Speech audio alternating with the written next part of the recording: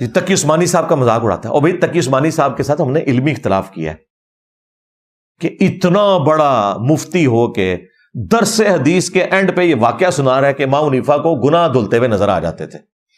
حضرت امام ابو حنیفہ رحمۃ اللہ علیہ سے کے بارے میں منقول ہے، وضو کرتے تھے لوگ تو ان کو وضو کے پانی کے اندر لوگوں کے اعمال بہتے ہوئے نظر آتے تھے، کہ یہاں پر اعوذ باللہ اس میں چوری نظر آ رہی ہے، اس میں جو ہے غیبت نظر آ رہی ہے، اس میں جھوٹ نظر آ رہا ہے، وہ چلتا ہوا نظر آتا. حضرت امام ابو حنیفہ رحمۃ اللہ علیہ کو اللہ تعالیٰ نے یہ کشف کا، اور اسی واسطے امام ابو حنیفہ کا مسئلہ کیا ہے کہ مائع مستعمل ناپاک ہے. وہ اسی لیے کہ آنکھوں سے دیکھ رہے تھے کہ وہ اس میں جو ہے گناہوں کی گندگیاں بہ رہی ہے، تو انہوں نے کہہ دیا کہ مائع مستعمل ناپاک ہے.